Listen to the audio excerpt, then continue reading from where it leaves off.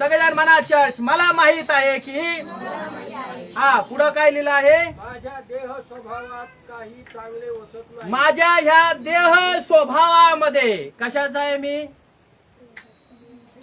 कसा स्वभाव आहे माझा, देह स्वभाव. कसा आहे आमचा देह स्वभाव, चांगला आहे का. देह स्वभाव नेहमी काय विचार करतो, माझ्यामध्ये चांगलं काही लवकर येत नाही, पण जास्तीत जास्त माझ्या ह्या देह स्वभावामध्ये, माझ्या मनात, माझ्या डोळ्यात, माझ्या बोलण्यात, माझ्या अंतःकरणात, माझ्या या शरीरात संपूर्ण काय येतं, वाईट वाईट वाईट वाईट वाईट. काय चांगलं वसतं का आमच्यामध्ये, एक सारखं वाईट वाईट येतं, कारण हा देह स्वभाव आहे. कोणाची शाश्वत आज गॅरंटी नाही की तुमचा आणि माझा देह आज चांगली साक्ष देऊ शकतो. नेहमी चांगलं चांगलं चांगलं चांगलंच करतो असं काहीच नाही. जो माणूस या पृथ्वी तलावरती या देहामध्ये आहे, या शरीरामध्ये आहे, त्या प्रत्येक माणसाला ठाऊक आहे की मी या ठिकाणी आज स्वार्थपणा करणार आहे, मी या ठिकाणी आज चांगलं काम करणार आहे, या ठिकाणी मी आज वाईट काम करणार आहे, हे आपल्याला ठाऊक आहे. येशू मसीह की हा वाचा. कारण इच्छा करणे हे मला साधते, इच्छा करणे हे मला साधते, पण चांगले ते कृतीत आणणे मला साधत नाही. पण चांगले ते कृतीत आणणे मला साधत नाही. हा. कोणला या ठिकाणी माहित आहे की हे चांगलं आहे, आणि चांगलं माहित असून देखील मला ती कृती करूशी वाटत नाही. आता उदाहरणार्थ आपण प्रभूची भक्ती करतो, आपल्याला वाटतं हे चांगलं आहे, चांगलं वाटतंय, खोटं आहे काय, चांगलं आहे. भक्ती करणं वाईट आहे का, नाही. देवाच्या उपस्थितीत जीवन जगणं चांगलं आहे, छान आहे, वाईट काय नाही. पण हा देह काय म्हणतो, जाऊ नको. काय आहे त्या देवळामध्ये, काय आहे त्या मंदिरामध्ये, कशाला जातो तिथं, प्रार्थना. काही देह काय म्हणतात, जा भक्तीला जा. काही देह काय या ठिकाणी म्हणतात, आहा तिकडे गेल्यानंतर धर्म बदलन, हा तिकडे गेल्यानंतर जात बदलती. काही देह असे बोलत असतात. इच्छा काय आतून बाहेर निघतात, चांगल्या निघत नाही. वाईट वाईट वाईट इच्छा मनुष्याच्या बाहेर पडतात. म्हणून परमेश्वराच्या वचनामध्ये तुम्हाला आणि मला बघायला मिळतं की या शंभरोने काय केलेले आहे, त्या व्यक्तीला पडलेलं पाहिलं आणि त्याला काय केलेलं आहे, उचललं, त्याच्या जवळ गेला आणि त्याला चोट्याने भामट्याने इतका बेदाम मारलेला होता. त्याच्या जवळून याजक गेला, मागच्या वेळेस पाहिलं आहे ना, तरी त्याने त्याला उचललं नाही, पास्टरने दया नाही केली. दुसरा लेवी गेला, मंदिरामध्ये काम करणारे व्यक्ती अहरोनाच्या घरातले, त्यांना सेवा कार्य दिली, असे लोक गेले, जवळून त्याला पाहिलं, तेही निघून गेले. परंतु ह्या व्यक्तीला दळणवळण न करणारा व्यक्ती, यहुदी आणि शंभरोन्यात काही देवाणघेवाण होत नव्हती, असा व्यक्ती त्याच्या जवळ गेला आणि त्याने त्याच्यावरती दया केली. तो त्याच्या जवळ गेला आणि त्याने उचललं. बघा, तुम्ही कल्पना करा, तो त्याच्यातला नात्यातला नाही, धडपावण्यातला नाही, मित्रमंडळीतला नाही, पूर्ण नातच नाहीये. कारण तिथे संबंध कसे दाखवलेले आहेत, एक खालच्या जातीचा, एक वरच्या जातीचा. देवाणघेवाण होत नाही. हे जगामध्ये फार चालतात. आणि म्हणून देवाच्या वचनात लिहिलंय, तरी देखील तो यहुदी नाही आणि शंभरोने देखील नाही, तरी देखील आम्ही पाहतो त्या व्यक्तीच्या जवळ जाऊन त्याने त्या शंभरोनेला काय केलेलं आहे, उचललं, त्याने आपल्या गाढवावरती त्याने टाकलं आणि त्याला नेलं उतार शाळेमध्ये. आणि उतार शाळेमध्ये जाऊन त्याने काय केला, काही पैसा त्या ठिकाणी दिला आणि त्याला उपचार करण्यासाठी त्या हॉस्पिटलमध्ये आजच्या काळामध्ये त्याला दाखल केलेला आहे. किती चांगली सेवा कार्य त्याने केली या ठिकाणी तुम्हाला आणि मला बघायला मिळतं.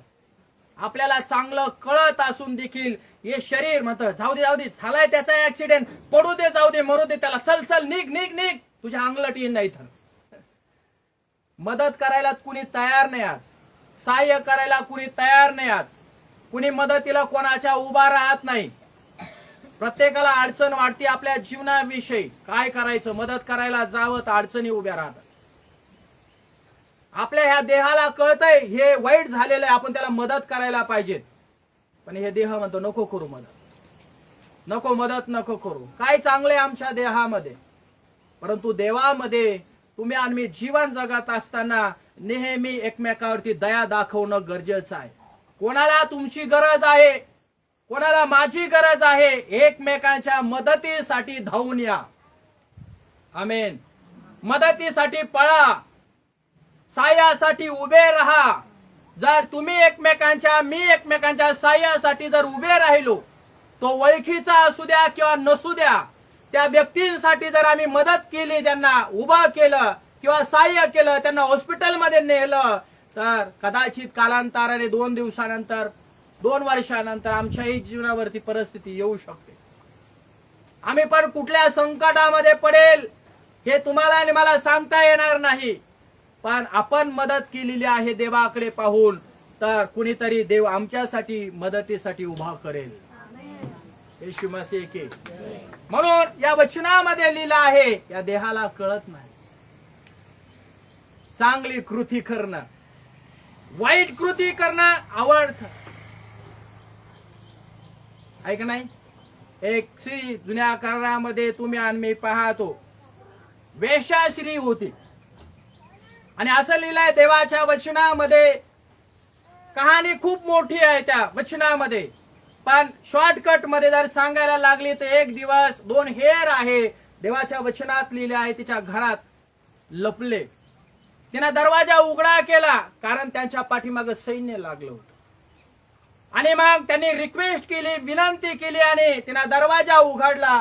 आणि तिने काय केलेलं आहे, त्या 2 हेरांना, 2 देवदूतांना त्या ठिकाणी लपवलं आणि वरतून सगळं गवत वगैरे टाकलं. आणि ज्यावेळेस वैरी त्यांचा पाठलाग करत करत आले एका वेश्याच्या घरामध्ये, त्यावेळेस पाहिलं तर ती वेश्या म्हटली, या माझ्या घरात कुणी आलेलं नाही. काय म्हटली? माझ्या घरामध्ये कुणी आलेलं नाही. आणि बराच वेळ त्या 2 देवदूतांना तिनं लपून त्या ठिकाणी ठेवलं. आणि कालांतराने तुम्ही आम्ही पहा, ते त्यांची वैरी जे पाठीमाग लागणारे ते निघून गेले असं लिहिलं.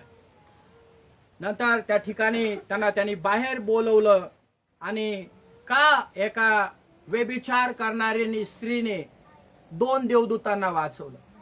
ना तिचं नातं त्या ठिकाणी आहे, ना ते सोयरे आहेत, ना त्यांचे संबंध वगैरे आहेत, काहीच नाहीये. तरी देखील ती स्त्री 2 देवदूतांना त्यांना लपवण्यासाठी जागा आपल्या घरामध्ये दिली. किती चांगलं काम केलं. आपल्या नजरेमध्ये या गोष्टी असतात, ती व्यवसाय करणारी आहे, ती वेश्या व्यवसाय करणारी आहे, आणि असे 2 देवाचे सेवक जर त्या ठिकाणी गेले, त्या घरामध्ये गेले, तर लोक जगातले वाईट नजरेने पाहतात. पण त्या स्त्रीने त्या देवदूतांना लपून ठेवून किती मोठं चांगलं काम केलंय. त्या देवदूतांचा जीव तिनं वाचवलेला आहे. येशू प्रभू की. किती चांगलं काम केलंय.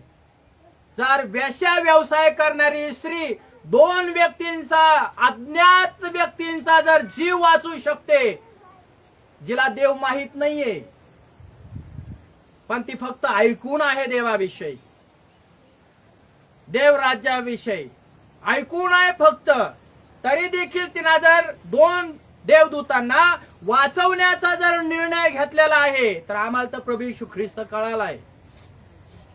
त्या स्त्रीपेक्षा आम्ही उत्तम निर्णय आपल्या जीवनामध्ये घ्यायला पाहिजे. ज्यांना मदतीची गरज आहे त्यांनी मदत केली पाहिजे. वाईट मदत करू नका, चांगलं करा. त्याचा गैरअर्थ पण काढू नका. येशू मसीह की. येशू मसीह की. हा, पुढे वचन काय लिहिलं आहे? 18 वचन वाचा.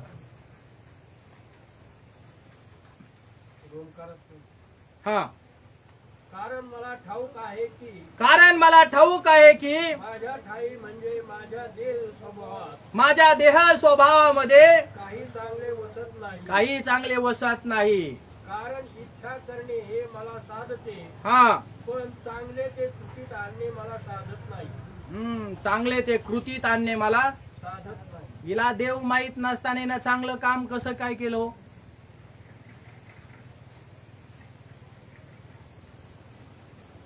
आमेन. पुढे चालून जर तुम्ही वाचलं तर त्या स्टोरी मध्ये असं लिहिलेलं आहे की तिनं त्या देवदूतांना वाचवलं म्हणून तिचं परिवार देखील वाचलं गेलं. जसं पेरलं चांगलं उगवलं, चांगलं पेरल्यामुळं.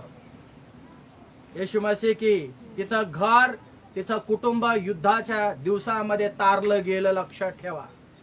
19 वचन मध्ये काय लिहिलंय जाऊया.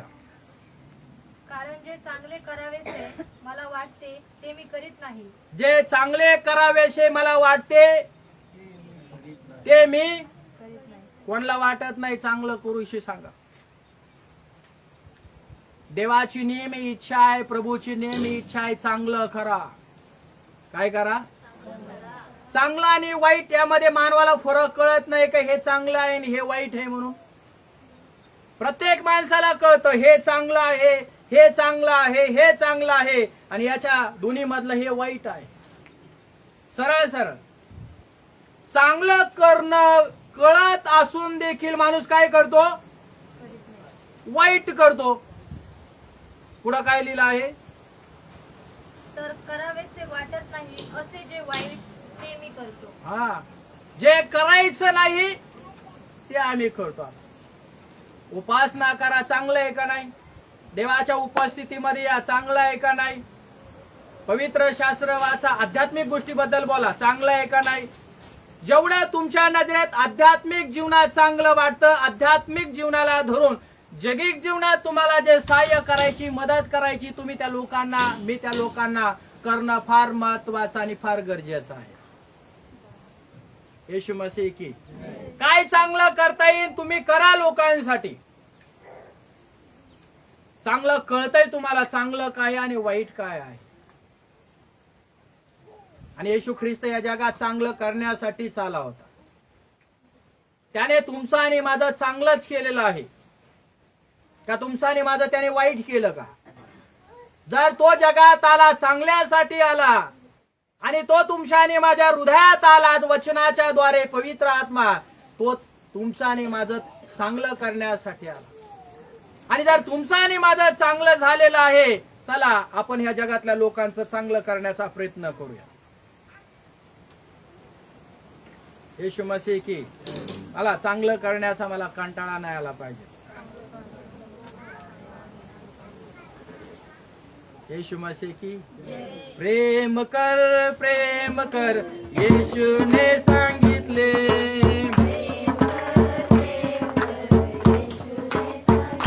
हो पूर्ण मनाने प्रेम कर, पूर्ण जीवाने प्रेम कर, पूर्ण शक्तीने प्रेम कर, पूर्ण बुद्धीने प्रेम कर. प्रेम कर येशूने सांगितले.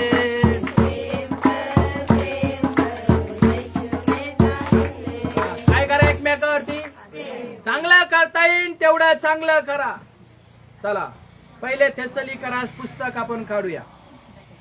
म्हणून तुम्ही आणि मी परमेश्वराच्या वचनामध्ये पाहतो या शंभरोनेला त्याने चांगली सेवा कार्य दिलं आणि हॉस्पिटलमध्ये तो घेऊन गेला. त्याच्या खर्च वगैरे जो आहे तो त्या ठिकाणी त्याने देऊ केला आणि त्याची चांगल्या प्रकारे सेवा कार्य केलेली आहे. पहिले थेसलोनिकरास 5वा अध्याय वचन क्रमांक 21 आपण वाचूया. सर्व गोष्टीची पारख करा. सर्व गोष्टीची पारख करा. डोळे दिले तर काय करा? त्याला पारख करा. जा बाजारात आणि टमाटे घ्या, भासा भासा भरून नका करू असं. चांगले ते बळकट करा. चांगले ते बळकट धरा. बळकट धरा म्हणजे पक्क धरा. चांगलं काय आहे? सोनं चांगलं, चांदी चांगली, पैसा चांगला, गुरं ढोर चांगले, नाणे चांगले, ते नंतर चांगलं आहे. पहिलं चांगलं काय आहे? म्हणा देव चांगला आहे. सगळेजण म्हणा देव चांगला आहे. पहिल्यांदा देवाला बळकट धरा. आमेन. देवाला बिलगून राहा, देवाला पकडून राहा, ख्रिस्ताला धरून राहा. देव जर तुमच्या नजरेमध्ये, माझ्या नजरेमध्ये फर्स्ट चांगला पाहिजेत, त्याला नेहमी चिटकून राहायचं. पुढं काय लिहिलं आहे? वाईटाच्या प्रत्येक प्रकारापासून दूर राहा. वाईटाच्या प्रत्येक प्रकारापासून दूर राहा. प्रत्येक प्रकारापासून दूर राहा. येशू मसीह की. पॉल या ठिकाणी थेसल या ठिकाणच्या मंडळीला हे पत्र लिहित आहे आणि त्या पत्रामध्ये तो या ठिकाणी म्हणत आहे चांगलं ते काय करा? काय करा? म्हणा बळकट धरा. चांगलं काय आहे ते काय करा? म्हणा बळकट धरा. काय चांगलं वाटतं तुमच्या नजरेमध्ये? चांगली मैत्रीण तुम्हाला भेटली, बळकट धरा. चांगला मित्र तुम्हाला भेटला, चांगला अधिकारी तुम्हाला भेटला, त्याला धरून ठेवा. चांगले माणसं भेटले ते पण बळकट धरा. चांगला याजक तुम्हाला देवाने दिलाय, बळकट धरा त्यांना. हालेलुया. सोडू नका. चांगले लोक जर मदतीसाठी तुम्हाला देवाने दिलेत, मला देवाने दिलं आहे, तर त्यांना सोडलं नाही तुम्ही आणि मी पाहिजे. कारण चांगले लोक सहजासहजी आमच्या जाळ्यामध्ये येत नाहीत. चांगले लोक सहजासहजी आम्हाला सापडत नाहीत. कारण चांगले लोक जगामध्ये फार कमी आहेत, जे नेहमी तुमच्या भल्यासाठी, तुमच्या हितासाठी, तुमच्या कल्याणासाठी, माझ्या कल्याणासाठी उभे राहतात. पण चांगले लोकच काय करतात? एकमेकांना भोसकून टाकतात. एक घटना काल मी वाचत होतो, टीव्ही मध्ये पण ऐकली. 2 मुली आहेत, लक्ष द्या. 2 मुली आहेत. एक पोलीस होती आणि एक दुसरी माहित नाही. एकदम जवळच्या मैत्रिणी, इतक्या जिवलग मैत्रिणी, विचारू नका त्यांचा. पण असं लिहिलेलं आहे त्यांचा एक बॉयफ्रेंड होता. त्यांचा एक बॉयफ्रेंड होता, तर दोघी जणीचा जीव एका बॉयफ्रेंड वरती. तुम्ही कल्पना करा. हे टीव्हीला आलंय, हे फेसबुकला आहे, हे पेपरला आहे. आणि त्या मुलाला प्राप्त करण्यासाठी, त्या मुलांना आपलं करण्यासाठी दोघींमध्ये वाद चालू झाले. इतके भयंकर वाद चालू झाले. शेवटीने 2 मैत्रिणी एवढ्या जवळच्या असून एका मैत्रिणीचा काटा त्यांनी काढला.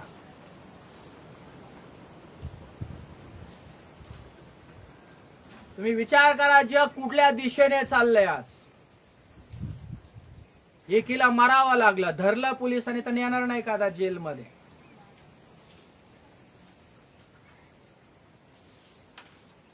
काय चांगलं आहे याच्यामधून?